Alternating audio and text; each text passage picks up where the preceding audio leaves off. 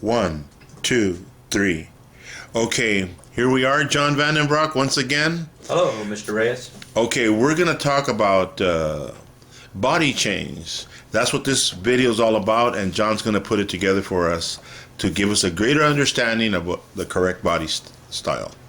Before we get started in there, I want to refer to the William H. Penson book that, again, there's a lot of good stuff in there about body type and about flight, and there's also in there a lot of stuff about the shallow body and the deep apple body. It's in chapter 9, so if you guys want to study, go to that, because that's what me and John do. We study a lot, right, Big John? We stay with it. Okay, Penson talked about that before you purchase any birds, go out and see birds on the wings, right, Big John? Go see them on the wings and stuff like that. But Penson talks about something that maybe has been overlooked, where get to handle those birds, get to handle those spinners, and become familiar with the correct body or the bodies that roll. Okay, now we have Vandenbroek that's going to take over right now, and he's got a lot to say about body type. Okay, all right, John, are you ready to go? Yeah, let's do it. All right. Okay. Body change. Again, all pigeons, all types of pigeons roll. I think what we're all trying to do here is try to get a kit of spinners together. And there's a lot of difference between, a way a bird can roll and a way a bird does roll. I mean, the roller comes from super, super fast, where, you've heard the bird before blur, to where you can almost count the revolutions. And I think the idea that we need to come up with is to get better spinners, more velocity in the birds, and yet try to keep the kitting going. And I think what's important is a type of pigeons. And I know that I'm going to be judging a show in a couple of days again, and body type, feather quality, all of that stuff is very, very important. And I think the main thing that we all need to do is, when you go somewhere and you see a guy that flies some really nice birds, spend a little time with the guy, handle those birds, and once you get one yourself that you say, wow, man, this is a great one, handle that bird, find out what type it is, because spin has a type. And like I say again, they all roll. All birds can roll. And if you're going to be satisfied with secondary roll, well, that's everybody's privilege. But to get a little better spinners, we have to learn a little bit about body type. And I think one of the most important things is feather quality on the birds, and the keel setting, as we talked about. And like John mentioned in the Penson book, shallow keel, to me that's a flat-keeled bird. When you handle the bird and the keel is real flat, that would be shallow. If your keel is way down and the bird is kind of deep, that's too deep. So there's a good in-between, and I'm going to grab a pigeon out of a box and try to explain keel setting. Okay, I'm going to give you my explanation of how to feel a proper keel on a pigeon. This is an old 14-year-old cock of mine, but he's an oldie but good. He's probably got some of the best feather quality in the world. And we'll talk about feather quality for a second. And feather quality would be that the bird's feather is like one piece. There's no feather sticking out anywhere. And it's got a nice feel to it, where the bird kind of just glides through your hands. And now I'm going to try to explain how I do a keel. First, I have to stand up here. And what I do, I take the bird and put it up against my stomach like this, and then I take a finger on my belly like this, and I bring it up. And make sure the bird's perfectly straight, and you should feel the keel. The keel should hit your finger. There should probably be a little tiny bit of space between, where you're hitting the keel, where the keel's not right up against your stomach, just a hair. And then you take your hand and you go like this, and I think you can see on the camera that my hand is going up. A flat keel bird, your hand would go like this. Where the keel's nice and round, it's like this. And there should be a finger space. When you reach the end of the keel, there's a difference, but I always use it as a law of averages, that you stick your finger at the end of the keel, and there's the vent bone should be on one side and the keel on the other side. One finger space between the vent bones and the keel. But it's very important that keel has a curve, and again, it's like let's talk about a boat. If you had a real deep keel boat, or a keel, if a boat had a really nice keel, it would be smooth on the water. If you had a flat keel on a boat, it would bounce. And I believe that pigeons are the same thing. And pigeons should have balance, where they talk about a one feather tail. It don't have to be perfect, but it should stick straight back. It should go back on you. It should not go flop over to one side or the other. And I don't know. I try to pay attention to too many things. Maybe that's why a lot of birds roll with X patterns, because that tail goes this way. And as they roll, it gives you the thing of an X instead of the thing coming straight over backwards. And also, to go with the keel is the back. When you press down on the back of a bird, it should be one piece. If those wings pop way up like this, whoops, I'm trying to show you something, that bird's way off type. And the keel, it should be a one piece. The back and the wing should kind of just fit as one. If you press down on the back, you shouldn't have a lot of wing popping up. And that goes with this keel here. See how nice and round the keel is on this pigeon? So that's my explanation of keel, and I think the keel and that balance of the pigeon has a lot to do with the way they roll. So what do you got, a comment to make on that one, John? No, it's all good. Johnny also brought up a very good point that you'll find in your better rollers. They're buoyant. Like, this is an old cockbird, and he's, like I say, he's 14 years old, and yet he's a good sized cock. He's not a small pigeon, but in your hand he doesn't weigh much. It's a buoyant feeling. It's kind of like a hollow feeling, like the bird doesn't have a lot of weight. And I think that has to do with the velocity of the spin. I believe if a bird is heavy, as he starts to roll, he's going to drop faster than if a bird is more buoyant. And so I've always seen that the better spinners have more of a buoyant body to them. And again, I think a lot. I was over at a friend of mine's house the other day. He was complaining about his birds not rolling, and then I handled a bunch of his kid birds. They felt like this stock cock. This stock cock is probably lighter than the birds in his kit. And I said, "What are you feeding him?" He said, "Well, I feed him 2 cans." And I'd say, "Well, you overfeed birds, and they're not going to roll." And I think we all know that. All right. Okay, John. So what you're saying, what you're highly recommending here, is to get the birds, make sure they're in shape, that they're not overfed when you're sizing them up for pairing. John, can you elaborate a little bit more on that? Yep. Go ahead. Are you still running this thing? Yes. Okay. Now, again, your kit birds should not be heavy by no means, and your kit birds should not look like stock birds. And remember, they're athletes, and any kind of an athlete, a racehorse, pigeons, or whatever,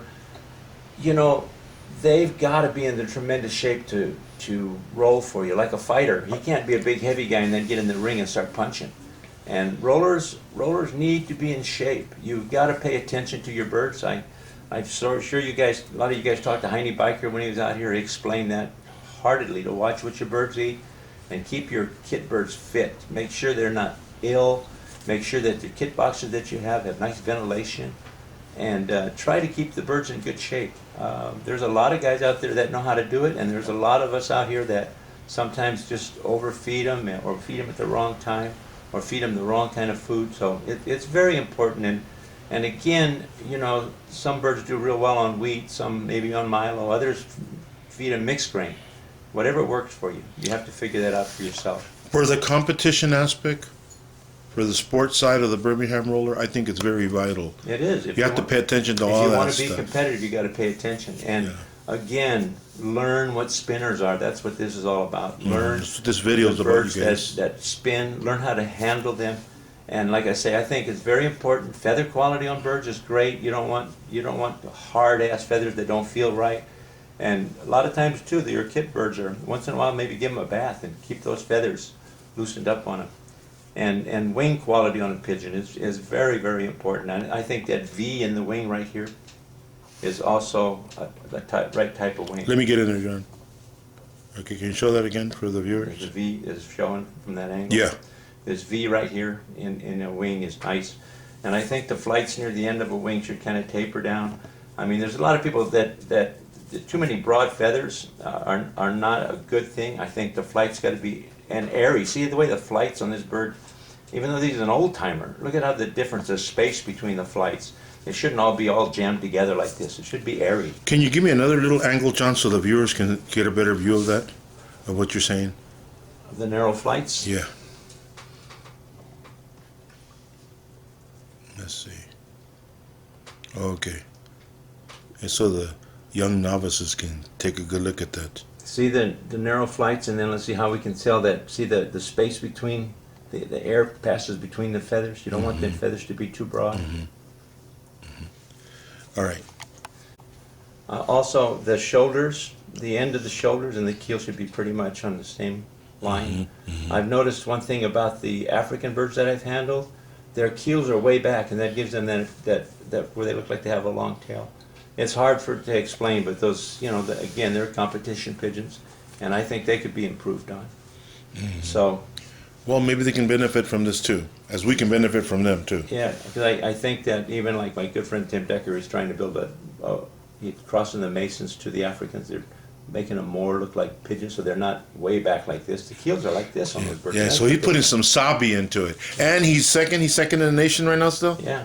He's second in the nation. How long had he? We can do whatever we want in the videos, but I'm just to sidetrack here. How long has he been working on that project? The Tim I think Decker, Tim's in his the second English year. second, 2 or 3 years now, huh? To the second year. And already on top of the game, as far as I'm concerned. Yeah, and it just shows you that Tim and a lot of guys like him are good trainers and training the birds and watching the birds and the kids. And selecting the right pigeons. Yes, selection, watching them eat, make sure you don't have a bird that's not eating, and all of a sudden, wow, that bird's, I never seen that bird out of the kit before. But maybe the last time you flew him, you worked too hard and you didn't get enough to eat this time, so boom, you got an outbird. I brought out one of the best hens that I've ever raised. And this bird, again, has just about everything going for it. And one thing we haven't brought up, we're looking at her look around here. We're looking for a good look at a pigeon. There's a statement made back in the old days that a good one looks like a good one. And, expression is something that I don't know if anybody gets a complete understanding of that. But I think this is important, is that birds should be calm. They shouldn't be bouncing off the wall, but they should look where they're at. I mean, I'm sure you've had birds in show pens that looked up at the sky and there was a hawk flying. But we're going to talk about, let's go back to the keel one more time. Like this bird actually has a fairly short keel, but she's also a little more short coupled. I really believe that years ago, a guy named Kowalski went around with a keel meter. And the shorter the keel, the better. I totally disagree with that. I think the keel could be too short, and also I think it could be too long. If the keel is great big long keel like this, you got a great big bird. And it kind of goes with the size of the pigeons. And again, even though the bird has a little shorter keel, right again, like there's one finger between the vent bone and the end of the keel. It has body balance. Body balance. And again, this bird is now a stock hen. She's been a stock hen for 2 years. But she's still buoyant, nice and buoyant. And I think, don't overfeed your breakup pins, and don't leave feed out for your birds. Feed them all they eat and then call it a day. Learn if you got a breakup pen, and say you got 20 birds in there, feed them like they're kid birds. And make sure they eat everything. And that way, I think it's very, very important that your breeders are also in wonderful shape. Because you hear too many things about, eggs are not fertile, they're throwing eggs out of the nest, they're kicking babies out of the nest. I think those birds are bothered. And I think your breeders have to be in just the same shape as your kit birds. But of course they be a little bit more fed up. But yet they got to be body buoyant and body strength. And that's the way you raise good youngsters. If you got birds that are weak, or you're not feeding them properly, well, they're going to raise crummy babies. So that's very, very important also to have your breeders in wonderful shape. John, we're all the way live, and I know that we've talked about this in time past about birds being too short, being too long, and then we've talked about the keel, it starts later than up front, and it sends the tail out. We've talked about all these things, but John, I think people have misinterpreted us at times when we talk about this bird that is not short, but is on the cast side, but it's not long. And these pigeons also have a good rotating motion when they're rolling. Can you elaborate a little bit more about, when the birds are too short or way too long, and people mustn't misinterpret a cast bird from a medium-sized short one? Again, I think what we need to do is we need to learn what our spinners look like and what they roll like. That's the thing that I think a lot of people are missing. Like the statement is made, I just fly them and breed out of your very best ones in the air. Well, that's one way to go. But again, figure out which are your very best ones. Improve the roll of the birds. Mm-hmm. I mean, I'm sure we go to a lot of places and we see a kit rolling and we say, boy, that roll, that's not very good. That's, let's try to, keep our frequency up, but improve the quality of the spin. Mm-hmm. And, and my thing again is depth is totally overrated, but 30 foot is a very, very nice depth. If you could get a kid of 30 footers, I mean, you'd have everybody in your yard giving you a standing ovation. Mm-hmm. But to me, keel setting is still number one because that builds the whole pigeon. And we'll talk about apple, the bird should fit in your hand, I think. Mm-hmm. I'm still on the camera. Yeah. Yeah. And learn which birds work the best and use those, because this is not an easy sport. It's very difficult to create a wonderful kit of pigeons. And again, we're dealing with skies that are unfriendly, and it's hard to see that V in there again. It's very hard to build a nice kit of birds because of that problem that we're having. But we got to keep moving forward and keep trying. Like I said before, the viewers that are looking, the novices and stuff like that, the better type they are, actually the faster they're going to roll, but it's also a smoothness that comes with it. It seems like when the bird is rolling, there's that closure, that closure when they're rolling. Yeah. You know what I mean? A nice fast, but a graceful rotation where they come out of that roll and straight back to that kit. And that's what you're basically talking about, that when the birds have the body, that apple body, when they're properly balanced, on top of everything else, there's a lot of things that go with it. The title of this video is called Body Change. That when you change the body, you're going to change the roll in the rolling pigeons. That's right. That's the whole basis of this video, you guys. John, you care to talk about a little bit? Can you talk a little bit about where I know you've seen a bird have a little bit of cast, and then yet it's still a tremendous spinner. Well, it's all you raised one this year, right? The red checker back there. It's proportioned. Birds got to be in proportion. That's why I'm saying, like when Kowalski came out with his damn short keel thing, that was just one man's opinion, and that kind of died out. And another thing I want to say too is that make sure your birds aren't too narrow. Make sure that they have that taper from the shoulders here to, it's kind of hard to show you, but from the shoulders to the rump, the bird needs to. Let me get closer, John, because I think it's so important. This part right here. Yeah, you don't want your birds to be like this, where they look like you throw them at a dartboard. You want to have up front on the bird, and that keel being up front, like this bird is totally up front on the keel. Again, keel and wing butts pretty much on the same level, and the birds got to have a taper to them. They got to be wider up here than they are here. If they're real narrow here, or the wings are down here like this, those are just a bunch of bad things. That's why to handle birds that are tremendous spinners or the best spinners you have, learn from that. That's a type. That's the stuff you watch in the ground, right? Yes. You don't want to put two narrow pigeons together, or two super deep killed pigeons together, or two casty pigeons, or two short pigeons together. Absolutely, yeah. Because it's you have to kind of match. Like they talk about birds being identical in type. I don't think that's a good thing either. They have to be. Like this bird has a little bit of a short keel, so you want to put it on a bird that has maybe a little bit of a better keel, longer keel. Not say better. This bird has a tremendous taper to the keel, and this bird was a tremendous air bird. How many feet was that one, John? Oh, I don't know. Feet is again, that's overrated. I'd rather see velocity than I would depth. And because most deep birds, if birds get very, very deep, there you see wing switching, and I don't know if everybody quite understands what wing switching is, but it looks like the bird changes directions in the middle of the roll. And the problem that you have with deep birds, and everybody loves some nice deep ones, but a lot of crashing when you got a bunch of deep birds. All right. Okay, Big John, let's see if we can bounce it off a little bit. Let's put some potatoes to our steak here. John, any update on color? anything maybe that you want to share for the viewers out there that's come up? Because we did simple genetics a few years back, so there's been some time. Anything you want to throw in here about pertaining to the color, aspect of the Birmingham roller? I really think, again, you read the Pinson book, and the darker colors are, in his words, were the better rollers, and I really think that, I'm not saying that lighter colored birds can't roll just as well, but I think that you can't keep mating light birds together, because I think that way you lose the velocity of the spin. If you like grizzles and that kind of stuff, put your grizzles back on a dark check self or a barred bird like this, and keep the colors going, keep them dark.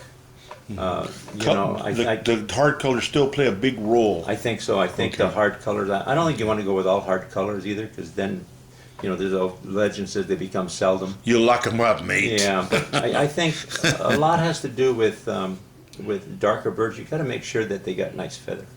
I think feather quality in pigeons is just, that's my number one thing. On expression, a nice look to them. You don't want to get those eyes too far forward to the beak. I think that's a good sign that the bird's too hot. Mm-hmm. But John, okay, let's sort of like bounce off a little bit here.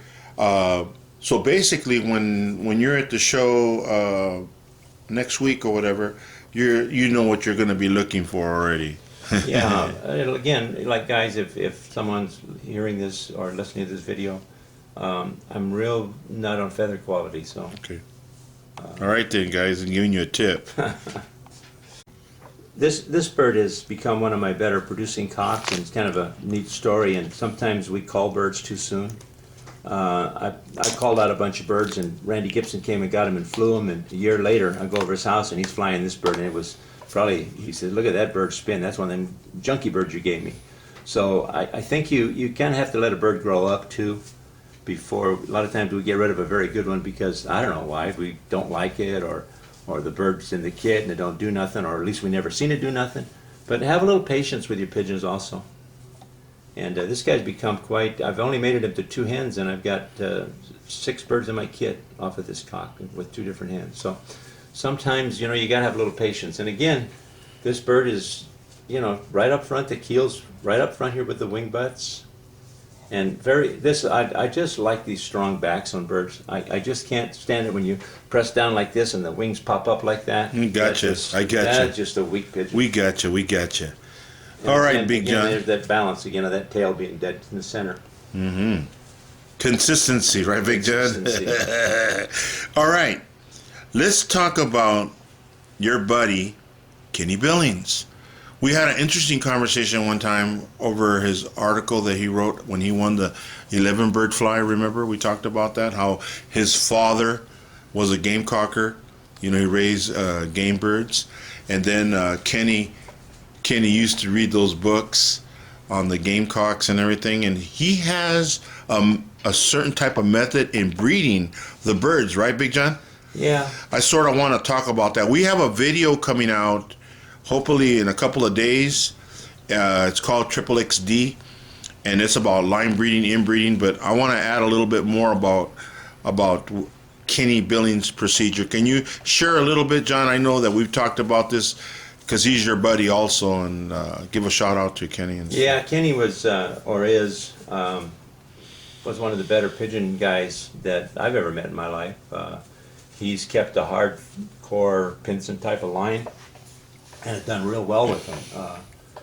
I think sometimes the Pinson birds got a real bad knock, and I think a lot of it was deserved because, again, people went around and collected them and so on and so forth. Something had to be out of 514, and Kenny's line basically is a 514 line. He started his family with a couple of hens that were full sister to a cock that he used to start the family, and they were second generation 514 type of pigeons. But again, Kenny came from that background with roosters, and I've met quite a few guys in this hobby that came from that background. And again, there's money involved in that kind of stuff, so you don't want to be taking a chicken somewhere and he doesn't do very well for you. But it's a feeding, and I think that's where guys really really do well when they actually absolutely understand how to feed your birds. And Kenny was a real student of that. And like Heine Biker, who was here, same thing, watching all the birds eat. So important. And that's what they do with the roosters. You got to feed them just right. Because if you don't have them in shape, you're in trouble. And the same thing with kit birds. You know, why won't my birds kit? Why are they all over the sky? Why are this group kitting over here and these other 5 are out here flying all over the place? Well, it's management, and I think a lot of it has to do with feeding. I found it real interesting in Kenny Billings' article when he won the 11 bird fly, how he's not afraid to cross, but he does maintain the lines pure. Right. You know, you know what I mean. He does combine certain bloodlines, but he keeps his base families going, and I think that's the secret of breeding. We've talked about that. I mean, don't misinterpret what we're saying that you know you have to cross all day long. I think that you have to maintain the baselines, be real selective, especially if it's inbred and linebred.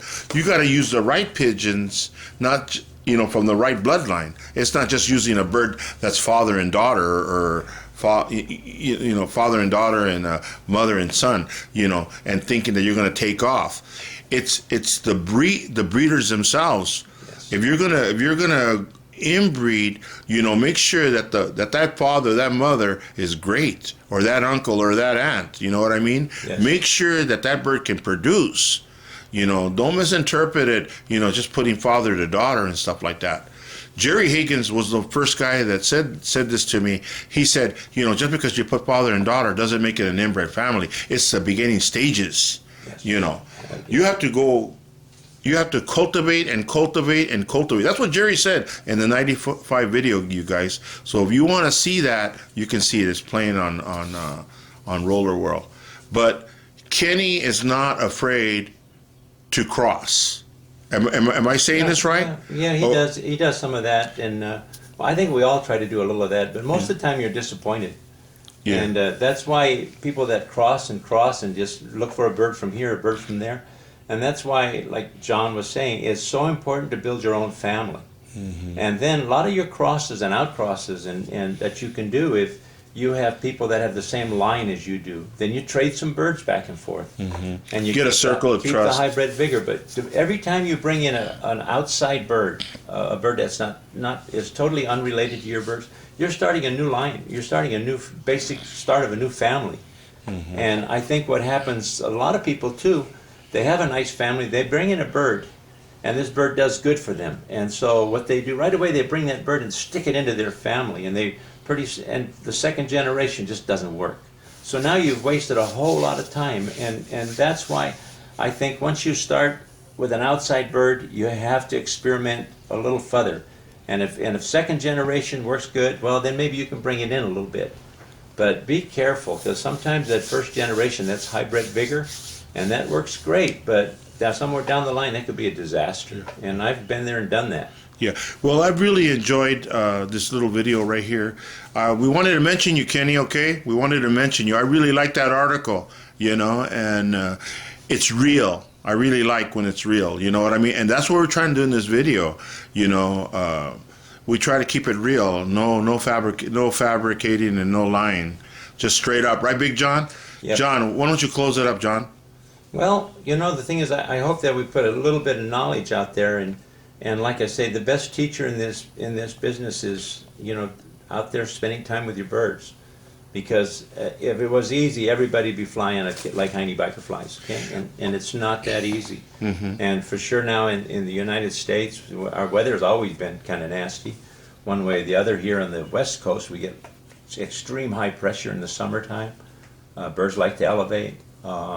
And then, of course, we've got the other problems that we all know about. But, and like I say, if you get a really good one and you really like it, and it might only be a year old, and you say, man, I'd like to fly it another year, you better put that one away, because you're going to lose it. Yeah. Well, anyway, I'm going to quote something that Heine Biker said to me. He said, you know what?